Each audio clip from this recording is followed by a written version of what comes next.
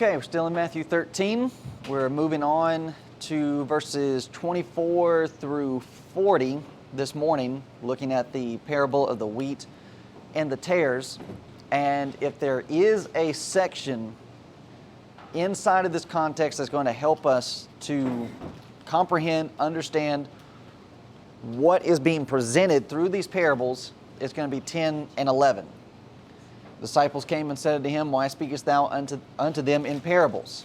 All right, good question. He answered and said unto them, Because it is given unto you to know the mysteries of the kingdom of heaven, but to them it is not given. The speaking in parables, the purpose of it is to reveal the mysteries. And these mysteries which are specifically connected to the kingdom.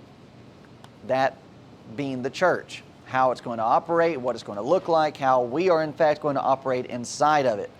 And even as we get over into Paul's letters, and not only Paul's letters, but the record of the Acts of the Apostles found throughout the book of Acts, Paul writes of the similar message as to what it was that he was doing with his teaching and his preaching. It's the same thing Jesus was doing. Ephesians 3 in verse 3, how that by revelation he made known unto me the mystery, as I wrote afore in few words. So as we said, a mystery is designed to be revealed. It's just something that's hidden for a time. But now it's being revealed, and that by the means of the apostles and other inspired writers writing these things down. Whereby when you read, ye may understand my knowledge in the mystery of Christ. Okay, what is this mystery? Which in other ages was not made known unto the sons of men, as it is now revealed. So there again, we have all of this revealing information unto his holy apostles and prophets by the Spirit, that the Gentiles should be fellow heirs and of the same body and partakers of his promise in Christ by the gospel. The mystery that is being wrapped up through all of this time is, how is it that God is going to reconcile everybody back together? For the Jewish mind, it's not difficult on how it is that God's going to reconcile the Jew. We've got the law of Moses, we've got circumcision, we've got the sacrifices, so on and so forth. The question is, what are you going to do with them? And the answer is that both are going to become one inside of Christ. And thus, with Jesus and his teaching and preaching while he was alive, he was preparing them for that. As we look at these parables, it's going to be the same situation, how that you have that this is open to whosoever. Anybody that's willing to come, they will be able to receive this information. And this mystery is going to be illustrated in the next parable that Jesus presents, and that of the wheat and the tares. Now, when we're looking at this picture, it's kind of distorted, but if you were to go online and to find images of wheat and images of tares or of chaff, you're going to be able to tell a difference. And thus, that is one of the points of the illustration that Jesus is giving with this parable, is that, again, we are going to be able to tell who's who. We're going to be able to tell who's a sheep and who's a goat. These are obvious traits. You don't get a sheep and a goat mixed up. Same thing with the wheat and the tares.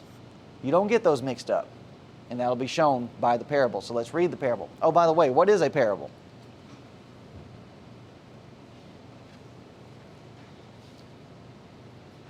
Earthly story with heavenly meaning. There you go.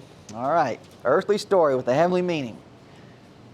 Simplest format that you can possibly have. So simple an illustration that everybody during this time frame is going to understand it. Majority of the people were farmers at this time. And even for those of us that have never farmed a day in our lives, we are able to get this. So, here's the next parable. Another parable put he forth unto them, saying, The kingdom of heaven is likened to a man which sowed good seed in his field. But while men slept, his enemy came and sowed tares among the wheat, and went his way. But when the blade was sprung up and brought forth fruit, then appeared the tares also. So the servants of the householder came and said unto him, Sir, didst not thou sow good seed in thy field? From whence then hath it tares? He said unto them, An enemy hath done this. The servant said unto him, Wilt thou then that we go and gather them up? But he said, Nay, lest while ye gather up the tares, ye root up also the wheat with them. Let both grow together until the harvest. And in the time of harvest I will say to the reapers, Gather ye together first the tares, and bind them in bundles to burn them, but gather the wheat into my barn. Now, just like with the first parable, we have been shown to us that there's a conflict that's taking place. The first parable, with the different types of soil, you have the wayside soil. And what was the conflict in that? Some fell by the wayside, and what happened to the seed? All right, the fowls of the air come and pick those up. Jesus, in his explanation, takes it a step further and says, that's who? False teachers. No.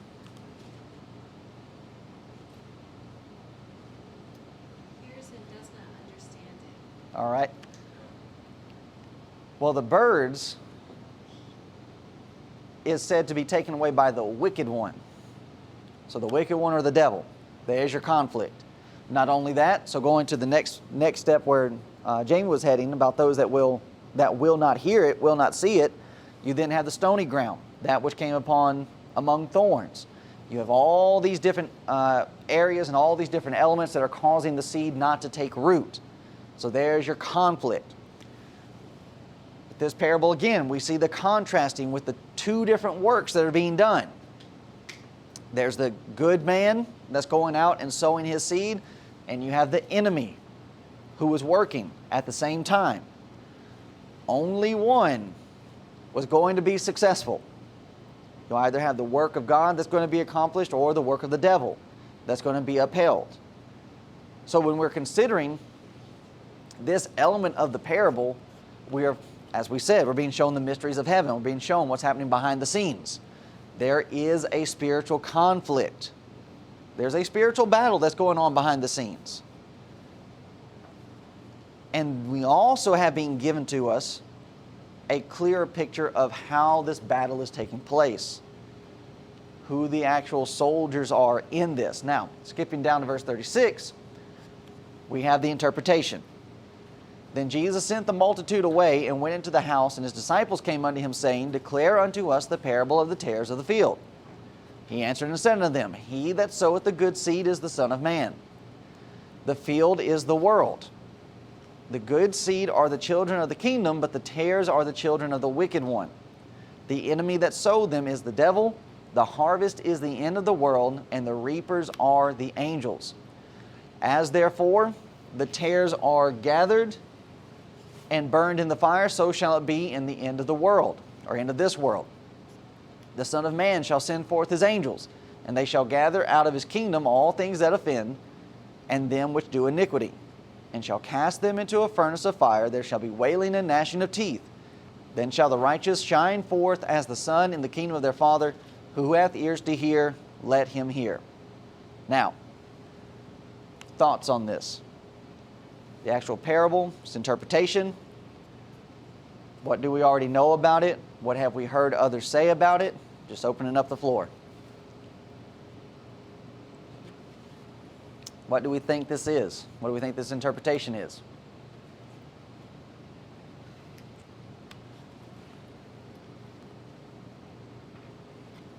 So the wheat are the Christians.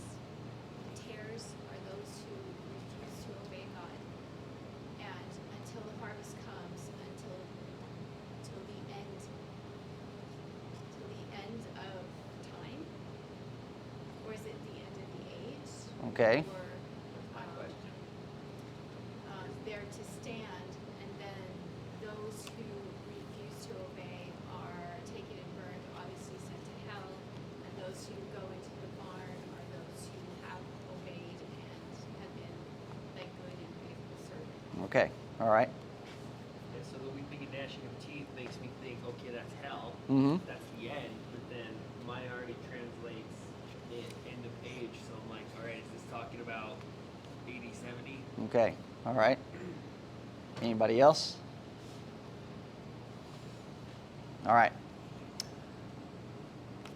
So when it comes to this, And so the question that Jamie was raising is the right question to ask, and the point that George makes actually gives us the answer to that question as we go through and we start breaking down the elements of the interpretation as Jesus lays it out. So here's what you have. Jesus says, this is his interpretation, it's not ours. The good man is the Son of Man. So he's describing himself. So this parable is in fact describing what time frame? Something future or something present? Well, he's still there. Okay. He is describing himself and the work that he's doing. The enemy is the devil. All right? Pretty easy. The field, now notice this, the field equals the world, which is cosmos in the Greek. Actually talking about this physical rock that we are on. Now, what does that say about where the seed is going to go? The world. All right, so not just to the Jews. This isn't a gospel just for a particular group. He's already establishing this is going to be for everybody. The good seed equals the children of the kingdom. Now, that's different. We have some similarities from the other parable, but this, in fact, turns out to be different from what we had in the previous parable. So the good seed in this is not actually talking about the seed itself, but it's talking about what's produced by the seed. So it's similar, but it's not exact. So it's moved on. Exactly. It's the next step. Right. Here we have the fruit, the production. The good seed, that harvest, they are the children of the kingdom. The tares equals the children of the devil. The harvest equals the end of the world, or eon, age. So in fact, when we are discussing this harvest and the description of this good man and the good character, Jesus puts it into its time frame for us, to where we are discussing, we already made that point, fill the world, children of the kingdom, that's going to be everybody, not just the Jews. But in putting these time signatures and these time stamps on it, you have this being discussed to this generation, to where when this is going to find its application, as we made mention, there are different kinds of judgments that are discussed throughout the Scriptures. I mean, throughout the Old Testament, you constantly have judgment being warned on the children of Israel. Okay, that meant a physical judgment, that they were going to be punished for their sins physically, and of course spiritually as well. For any that died in their sins during the captivity, they would be lost. So where we are looking at and we're considering some of this same type of language, where have we read similar language as what's being described here? Gathering of wheat, gathering of tares. Some are going to be put into barns, some are going to be burned. Can we go ahead in the Bible, or do we go behind? Let's go backwards. But we're still in the book of Matthew. Okay. So,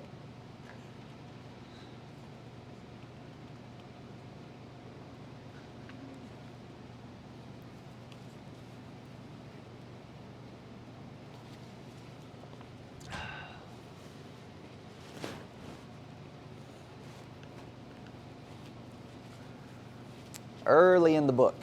So we're in 13 now. But early in the book, we have somebody else making mention of the fact of how, John the Baptist. all right, chapter 3, okay. just talked about that. All right, Matthew 3:10. Pharisees and Sadducees show up at John's baptism, and he asked them, and he even gives the announcement of judgment. He asked the Jews, who has warned you to flee the wrath which is to come? Who's warned this generation of these things? And you drop down to Matthew 3:10, and now also the axe is laid unto the root of the trees. Therefore every tree which bringeth not forth good fruit is hewn down and cast into the fire. This is a judgment passage on the children of Israel, on the Jewish nation. Your tree is going to be cut down at the roots. You're going to be cast into the fire. I indeed baptize you with water unto repentance, but he that cometh after me is mightier than I, whose shoes I am not worthy to bear. He shall baptize you with the Holy Ghost and with fire, whose fan is in his hand, and he will thoroughly purge his floor. Notice, gather his wheat into the garner. What are we talking about in this parable? Wheat. But he will burn up the chaff, or the tares, with unquenchable fire. Now, this has its application not only in physical judgment. Jerusalem was burned to the ground, but it has most of all spiritual connection in that you're not just going to die physically. You're going to die, you're already dead spiritually, and you're going to be punished spiritually, and that with an unquenchable fire. Matthew 13, it's wailing and gnashing of teeth that's being described. So as we made mention, this is how the ministry of John starts. That he's warning the people of Israel, this is where you're heading if you don't change. Jesus picks up that same message. Matthew chapter 8, he makes a clear statement of how the kingdom will be taken from the children of the kingdom and given to others. You also go over into passages like Matthew 23, Matthew 24, Matthew 23, 36. Verily I say unto you, all these things shall come upon this generation. So much of what Jesus was teaching and prophesying about, he states very clearly, it is for this group. So you cannot start taking these elements and start trying to flesh them out and stretch them out to where we start making these exact points in application to us. You'll run into problems. You just can't do it. And even in Matthew 24, 34, verily I say unto you, this generation shall not pass till all these things be fulfilled. And our religious friends, our denominational friends, they want to go to Matthew 24 and they want to try to make it apply to us. Can't do that with the time signatures. This generation. So there was a clear set judgment for the Jews of this generation. Just like you had throughout the Old Testament. And even in the Old Testament prophets, you have them prophesying of a future judgment. That's the reason why John quotes from Malachi and how Jesus himself will quote from Hosea and statements of judgment being made, and he states this is going to happen to you. So while we're considering these time signatures, there's also a mention of judgment which will include all people, as we've already discussed. Matthew 12, 34 through 35, the men of Nineveh will rise in judgment with this generation. The queen of the south, she will rise in judgment with the Jews. So there we have a connection or a mention of an overall judgment where you're going to have Jew and Gentile alike being called so as to give an account. But as to what's happening here, this is discussing a clear time of disruption and conflict between the children of the kingdom and the children of the devil, children of the wicked one. So context will determine the judgment that's being spoken of. Tares, children of the devil, harvest, end of a world, or end of an age. So when is this harvest of these plants going to be? It's not going to be at the end of all things. It's not going to be the end of time or the end of the cosmos. It's the end of an age. And that's specifically referring to the judgment that's going to be brought upon by Rome, destroying Jerusalem. Removing once and for all the Jewish system. Destroying your temple, destroying your records, losing the tables, the two tables that were come down from Mount Sinai, Aaron's rod that budded, the Ark of the Covenant itself being removed and being misplaced. All of that is gone because this system is no more. And even when you have Jesus being crucified, and when he dies, what event or what event took place inside of the temple? Huh? The tearing of the thing. I can't think of What's the the name. thing? I can't remember the name of it. Ripping of the veil. All right. Thank You have the curtain Curtain. that was hanging, curtain or veil, that was hanging between the holy place and the most holy place. The priest could enter into the holy place, but only the high priest could enter into the most holy. And then that veil was ripped. Actually, it should be backwards. It was ripped from the top to the bottom, symbolizing how that division, that separation between man and God was now taken away, and that which was created by the law. So this end of the world is the end of the law of Moses and this Jewish system.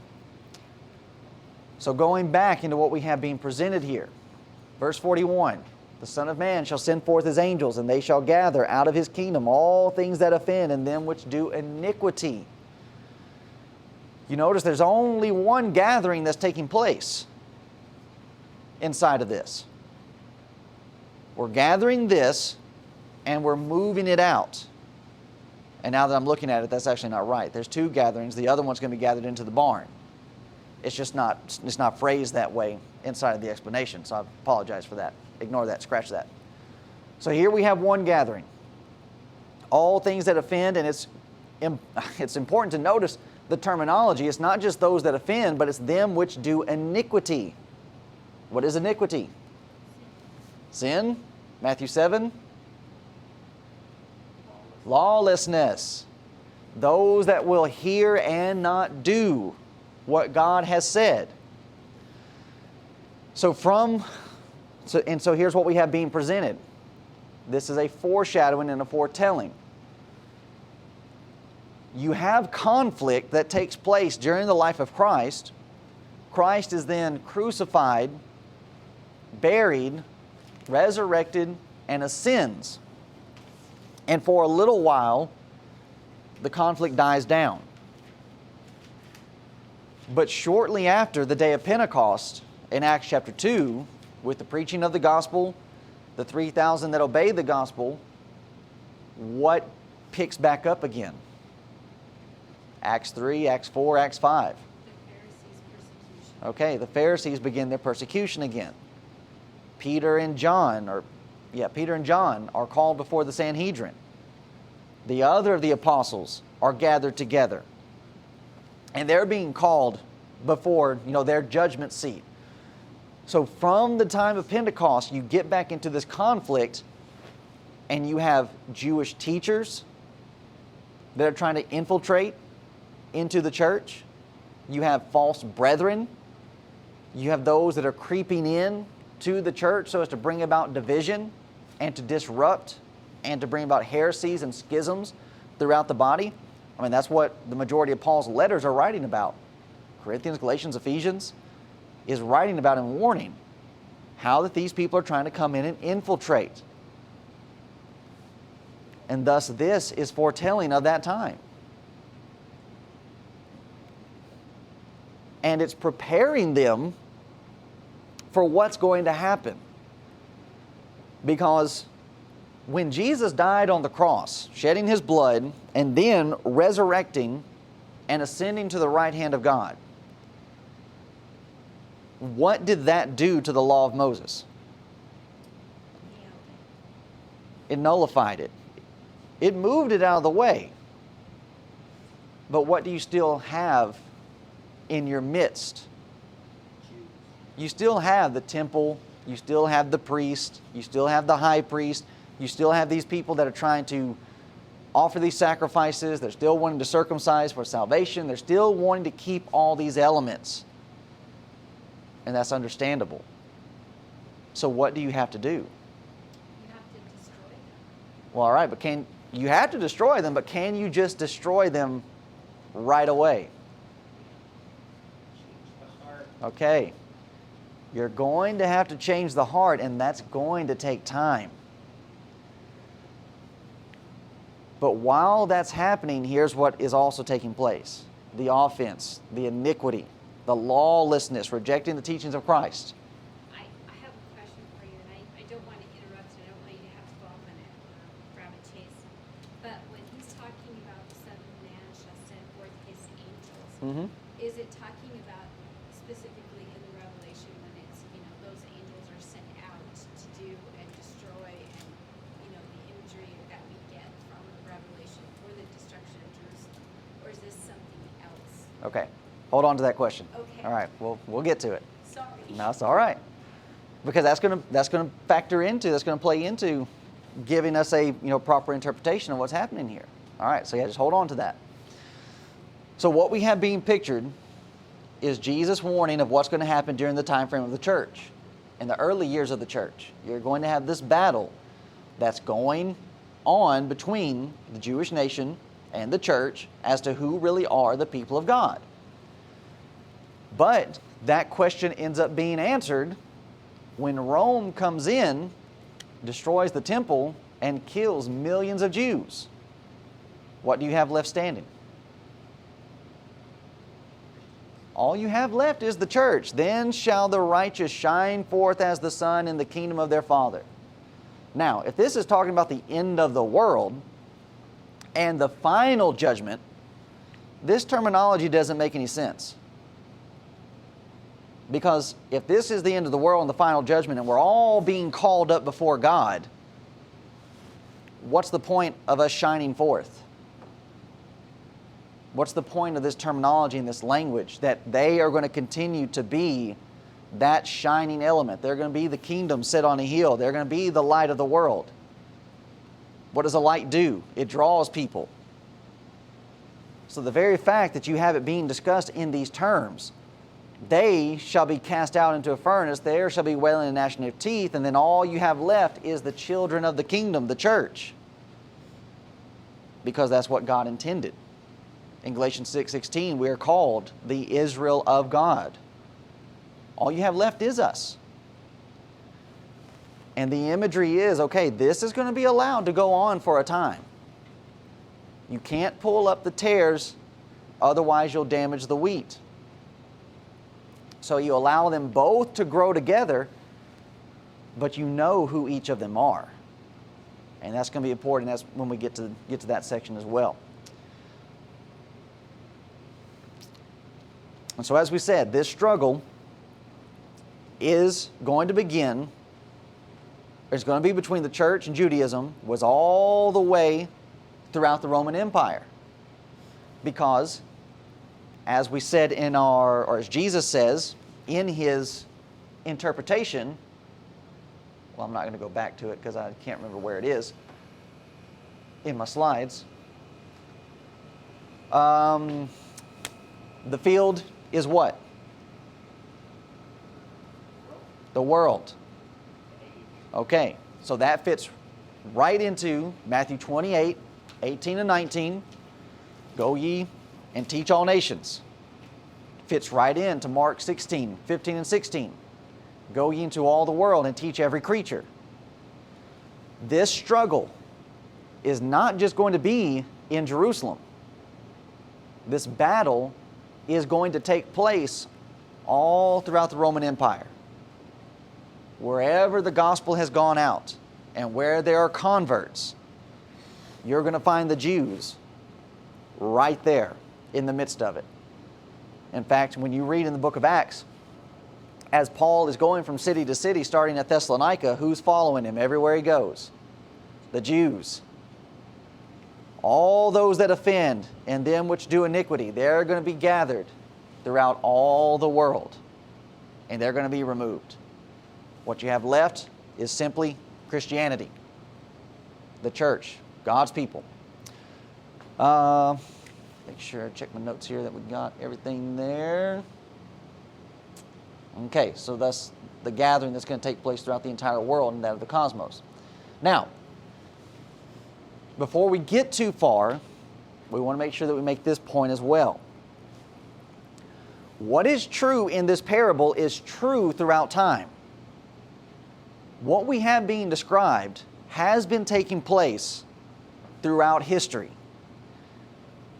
In the Old Testament, Israel going into captivity was to separate the wheat from the chaff. The remnant would return to Jerusalem, and they would return in repentance. And so, this activity is still taking place today. You're still going to have those that offend. You still are going to have those that are going to be workers of iniquity. So we can find application as to, well, how do we deal with these things? How do we address them? Some situations, okay, let them grow together until the appropriate time to be able to pull one out without damaging the other. And that these activities are going to go on until the final harvest. And so in the church, as we said, this still happens. Acts chapter 5. You have Ananias and Sapphira. What is that? That. Workers of iniquity. Okay, workers of iniquity, children of the evil one. And they are separated. They're taken out. 1 Corinthians 5. The young man that's in adultery, an adultery that's not even named among the Gentiles. What was to be done with that young man? Taken out. You cast him out. Separate him. You harvest him out. And thus, with those points being made, leads us into the next section, to the next question, and raised about this interpretation of this section. He said unto them, An enemy hath done this. The servant said unto him, Wilt thou then that we go and gather them up? But he said, Nay, lest while you gather up the tares, you root up also the wheat with them. Let both grow together until the harvest, and in time of harvest I will say to the reapers, Gather ye together first the tares, and bind them in bundles to burn them, but gather the wheat into my barn. Now, I thought I had an animation in there. How will most people try to interpret this section?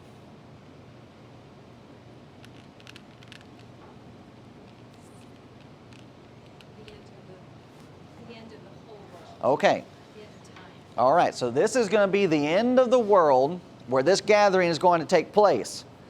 And God and His angels is going to be they're going to be the ones to sift out and to make these separations. So what are we supposed to do in the meantime?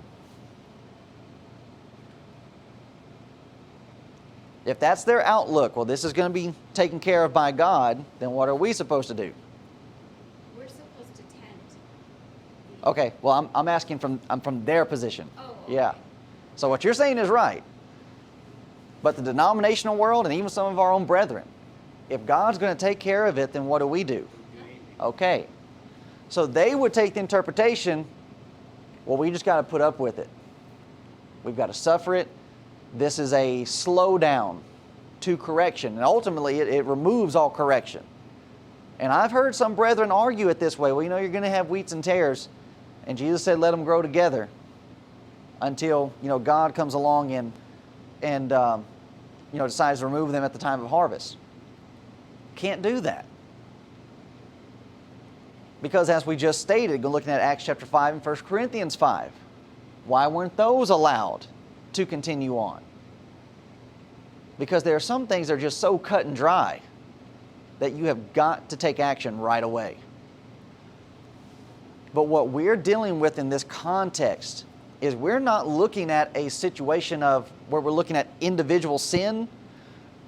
We are looking at a battle between two entire systems that are going head to head. And you have a system, the Mosaic system, which has been in existence for thousands and thousands and thousands of years, and then you've got this new system that's just come on the scene. And you're trying to get people to leave the old system for this new system. That's going to take time. You're going to do some major convincing for that to happen. Now, with that type of explanation, where would we then find application for this? Since we're talking about it, two systems that are going head to head as to allowing certain ones to grow with the others. Patience on our part. Okay, yeah. With who? Those who refuse to believe, refuse to obey. Okay.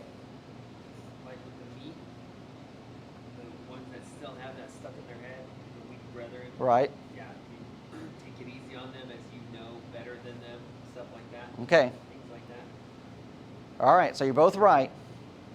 Wouldn't this actually find its application with those that will convert out of denominationalism? They're going to be coming over and they're going to be bringing baggage. So what are they going to need time for? They're going to need time for growth and to get rid of some of that stuff. So like Jordan was saying with the illustration of Romans 14, 1 Corinthians 8, 1 Corinthians 10, about the eating of meats. That is an old Jewish habit. Well, guess what? We're not coming in and bringing the hammer down on every single person that's causing a disruption over this. We're being patient with them to allow them to get over this. Which fulfills what Jesus is saying, making them disciples, the constant teaching Right. that doesn't end. Right. To be a disciple means to be a constant student. You're a forever student, a forever follower. So even with this, it's not only just the Jews, but what about the Gentiles? What problems are they going to have? The pagan worship. Their pagan worship, idolatry, and these different types of things. To where if you just come in and you're just saying, okay, you're no good, we're ripping you up. What if you have a whole section that's come out of idolatry? What are you going to do to them? Which then goes back to needing to have mercy. Those who have Okay. mercy get mercy. All right. So we're back into 12, where Jesus says, have you not read, or go back and read, go back and study, where God has said, I will have mercy and not sacrifice. So in fact, that's what we have being shown here to the Jewish nation. We're looking at an entire system, and you're going to have people that are going to come over, but guess what they're going to bring with them? They're going to be trying to bring those elements of the law. Well, you can't do that. Well, this is just ingrained in us. It's stuck with us. Okay. You'll be allowed to grow until we start determining, are you going to be a person that's going to let that go, or are you going to hold on to it and end up facing the consequences for that? So we have individuals, they'll try to slow down correction. God will handle the separating. We don't need, they will even take it a step further and say, well, we don't know who is who. And so therefore you do not want to create damage to the whole entire group. But we have that being answered in verse 27.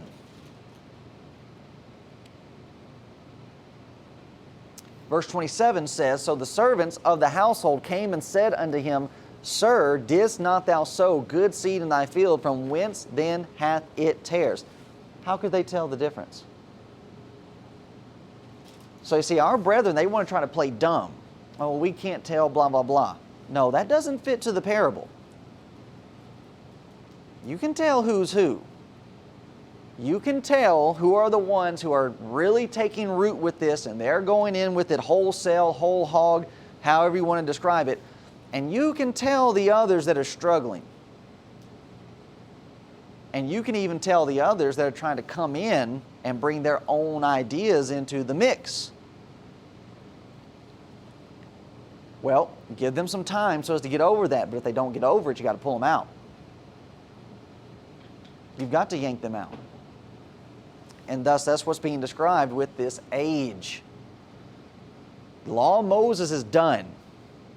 But even Paul, in the second letter to the Corinthians, I think it's 2 Corinthians 3, what does he say about those that are still wanting to follow the law of Moses? He describes them in a certain way. No.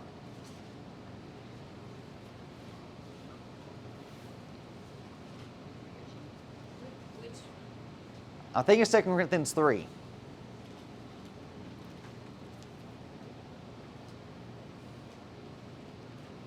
And it connects to what Jesus says about being blind and so on and so forth.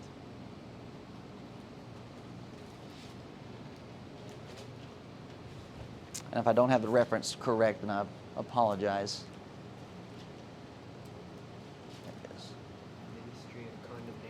No, it's towards the end of the. So that's the right chapter. It's towards the end of it. End of it. Minds are hardened.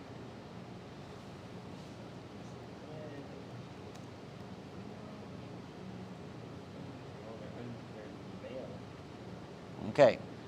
So 2 Corinthians 3:12, seeing then that we have such hope, we use great plainness of speech, and not as Moses, which put a veil over his face, that the children of Israel could not steadfastly look to the end of that which is abolished, but their minds were blinded, for until this day remaineth the same veil untaken away in the reading of the Old Testament, which veil is done away in Christ. The system is done. The system is dead. But they're not wanting to let go of it. We still have the temple, we still have the priests, we've had this for generations, generations, generations. We just cannot let go of it. Well, you need to, because it's worthless. The Hebrew writer says that there remaineth no more sacrifice for sin, and that discussing the old system. You can't go back to it. There's nothing there.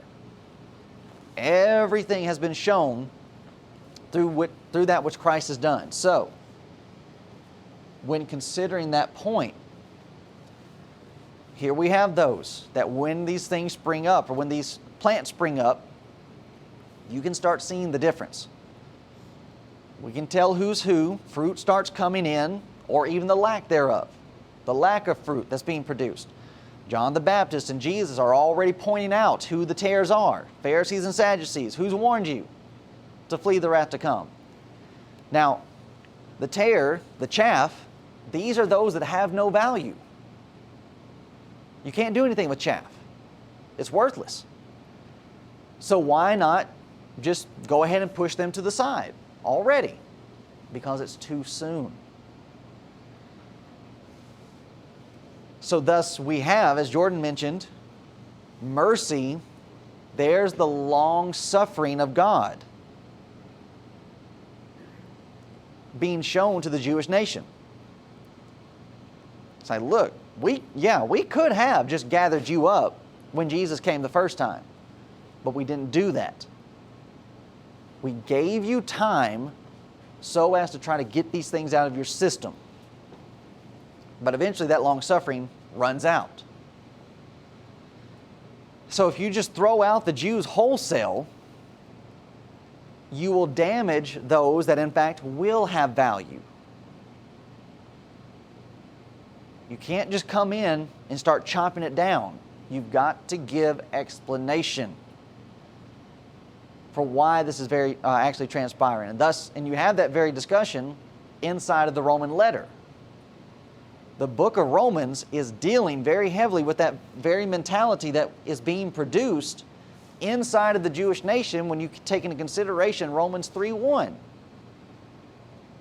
If we're removing the Jewish system, and now it's about the church, and it's Jew and Gentile together, look at the question, what advantage then hath the Jew?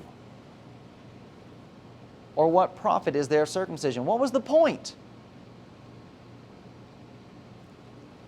That is the mentality that you're battling against. To where if you just came in and immediately brought in this separation, you would lose an entire nation. To where it's like, well, we're not listening to that. There's no way this could be right. But instead, you allow for this to take place and for the teaching to come in. All right, let's explain. And Paul goes on to explain that you have every advantage. You have the law, you have the system, and that all of these things were prepared for you first. You should have been looking for this the whole entire time. But this is the Jewish struggle. Well, if this is what you're telling us, then all of this was useless. You immediately go into despair. And this is good insight for us when we're trying to get individuals to convert out of denominationalism. This is what they're battling with. Which, of course, denominationalism doesn't apply to this because there is no advantage. God never started a denomination, so on and so forth. But it's the idea that you are just bringing their entire system down on top of them. And automatically throws them into despair. But even for ourselves, it's the same type of mentality and the same type of application to where I mean, just like, for example, when my dad tried to commit suicide, there was a week or two where I was going through this, and it's just like, what's the point? You start reasoning within yourself, you start getting caught up in an individual, and it's just, you start looking back on everything that you're being taught and everything that's being reinforced to you, and then this happens. And you begin to raise the question, what advantage is this? What does it profit? To have this go, to go through this and to have something like this end up happening. It shakes your entire system. To where that's what's happening with the Jewish nation. This is a disruption of the entire working. So what do you need to do? You can't just go in and mow it all down. Because you're trying to salvage something out of this. So then you also have what's being presented in Acts chapter 2 to Acts chapter 10. This is part of the reason why it took so long to have a Gentile convert. Even though Peter is prophesying for the promises unto you and to your children and to all that are far off, even as many as the Lord our God shall call. All that are far off is the Gentiles. But you do not have a true Gentile convert until Acts 10 and Cornelius. Now, why would that be? Why can't we have an uncircumcised person come into Jerusalem on the day of Pentecost and have them obey the gospel? Jews wouldn't be ready for it. The church would be dead on arrival if you did that. They weren't ready then. Peter wasn't even ready here. I've got to make sure I bring witnesses with me to make sure that they're able to give an answer for me if anything happens. And even on into Acts 15, Peter still was having issues with this. And the fact that you have Acts 15 and a huge council is being called, what are we supposed to do with circumcision? What do you mean you're supposed to do with circumcision? It's gone. But this has been with us all this time. We can't just up and get rid of it. If you had this immediate change taking place, the church never would have gotten off the ground. And God knows that. As was being mentioned, even with the apostles, they would have been battling it from the very start. They're even needing to grow into this. It just would have made for a huge mess. You would have, more than likely, you would have lost the apostles in all of that taking place. And then even when you get over to Acts 21 and verse 20, so here we are, we're moving towards the end of the book of Acts, and here's what we still have being said. And when they heard it, they glorified the Lord and said unto him, Thou seest, brother, how many thousands of Jews there are which believe. But you see, they still got a hang up, and they are all zealous of the law. We're still in that growing process. Okay, we can't just tear this out immediately, because then what would happen to these Jews? They'd be damaged along the way. So you allow it to grow together until this time of harvesting is going to take place. We've already mentioned Acts chapter 5, Acts 15, 1 Corinthians 5, how that finds its connection in that. So any thoughts, questions, comments on what we looked at so far? Okay. All right, so now we're getting into this reaper and the angel section. Even this gives us insight onto what kind of judgment we're talking about. Let both grow together until the harvest, and in the time of harvest I will say to the reapers, Gather ye together first the tares, and bind them in bundles to burn them, but gather ye the wheat into my barn. Verse 39, the enemy that sowed them is the devil, the harvest is the end of the world, age, the reapers are the angels. Now, where have we already heard Jesus use the same language about reapers?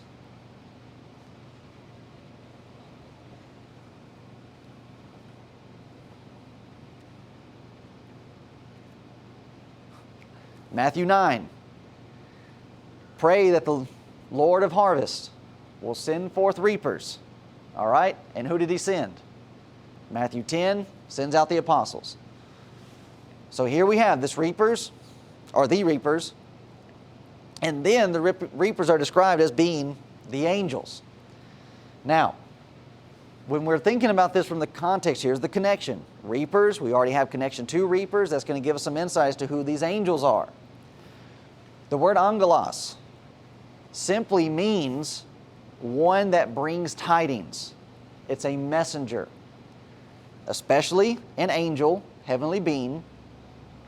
By implication, it can also mean a pastor. So it simply just means it's describing somebody that brings forth a message.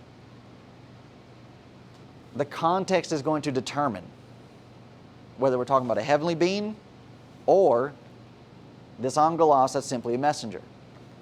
Matthew 11:10, for this is he of whom it is written, behold, I send my messenger, angelos, before thy face, which shall prepare thy way before thee.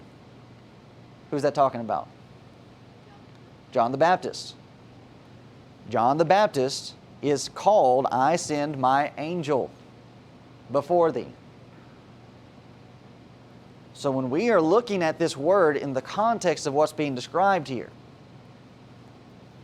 it's not going to be a heavenly being, but it's going to be like that of John the Baptist, or even as what we have being described in the Revelation 1 and verse 20, the mystery of the 7 stars which thou sawest in my right hand, and the 7 golden candlesticks. The 7 stars are the angels of the 7 churches. These aren't heavenly beings. These are the messengers of the churches, whether it be elders or an evangelist or whoever they have involved in bringing forth the message. And the 7 candlesticks which thou sawest are the 7 churches. So you are sending out this information, these letters, to these 7 churches and to the 7 message bringers. And so when we go back into this section of the reapers and the angels, in this context of the gathering of those that are going to offend, the gathering of the wicked children of the wicked one, gathering those of iniquity, the reapers are coming in, the angels are coming in, who's it going to be? Apostles, Christians, disciples. Nope. They're gathering and they're burning.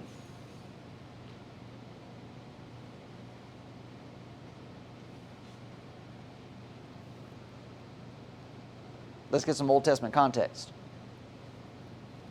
Jeremiah 50, verse 23. How is the hammer of the whole earth cut asunder and broken? How is Babylon become a desolation among the nations? So Babylon's going to come in and overrun. But even Jeremiah is prophesying, hey, that's not going to last forever. Somebody's going to come and take over Babylon. I have laid a snare for thee, and thou art also taken, O Babylon, and thou wast not aware. Thou art found and also caught, because thou hast striven against the Lord. The Lord hath opened his armory, and hath brought forth the weapons of his indignation, for this is the work of the Lord God of hosts in the land of the Chaldeans. So here is a prophecy. Babylon's going to be overrun. It is a work of God. He's opened his armory. He's brought forth his weapons.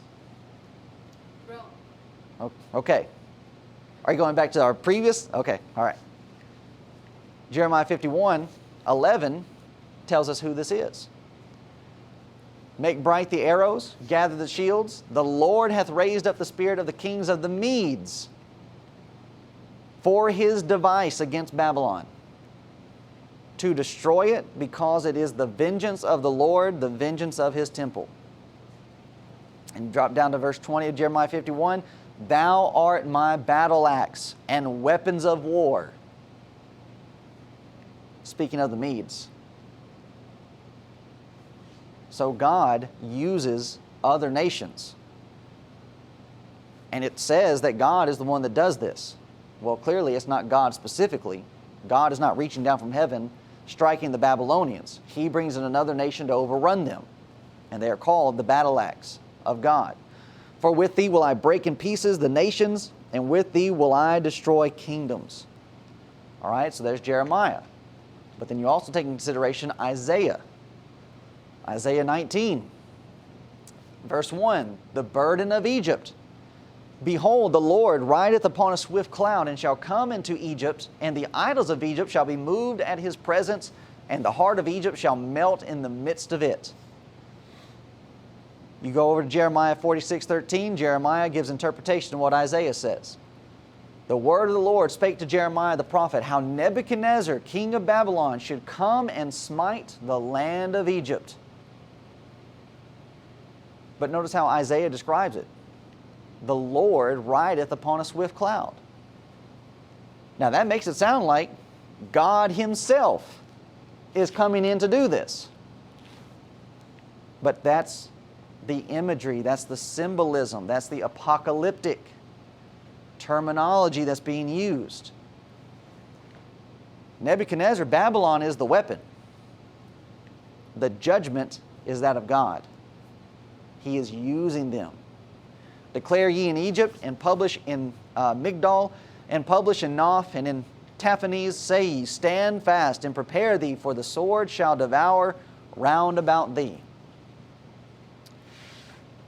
But what's also interesting about this terminology, behold, the Lord rideth upon a swift cloud. This isn't the only time that we see this. In speaking of the revelation. The revelation, the destruction of Jerusalem. Matthew 24:30. And then shall appear the sign of the Son of Man, and then shall all the tribes of the earth mourn, and they shall see the Son of Man coming in the clouds of heaven with power and great glory. Now again, this is all in the context of this generation. But our religious friends, they want to try to make it applicable to us, and that this is going to be literal. No. This is just like God coming in judgment on Egypt. The Lord God rideth on a swift cloud. Not God literally. He is sending in another army to do His business for Him. So it is the case when it comes to the destruction of Jerusalem and the destruction of the temple. This is a coming of the Son of Man, but not literally. It is a coming in judgment, but it's not the final judgment. And in the gathering of His people, when Jerusalem was surrounded and finally destroyed, there were no Christians that were harmed in the destruction of Jerusalem. Absolutely zero. Because they got out. So what do you have? The gathering of the wheat. They are separated from those that offend and that cause iniquity. Who's left over? All you had in Jerusalem were Jews. And when the city set fire, millions of Jews perished because they would not listen. And even Jesus says in the so no, it's not in this context, but it's in Matthew 27, when He stands before the high priest one of the final times, He makes mention back to this. And He says to the high priest, this event is going to be your final sign.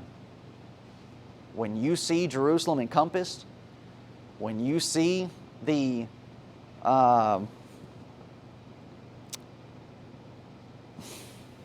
abomination of desolation, which was spoken of by Daniel, and when you see the writing on the wall that there's no getting out, you will know that the Son of Man is sitting on His throne.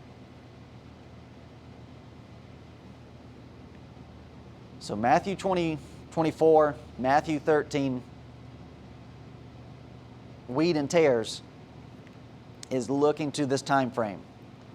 The battle is going to rage. You're going to have these conflicting views.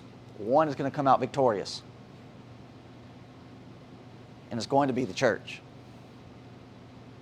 The Jewish system it's dead at the cross, but people are still going to try to hold on to that dead corpse.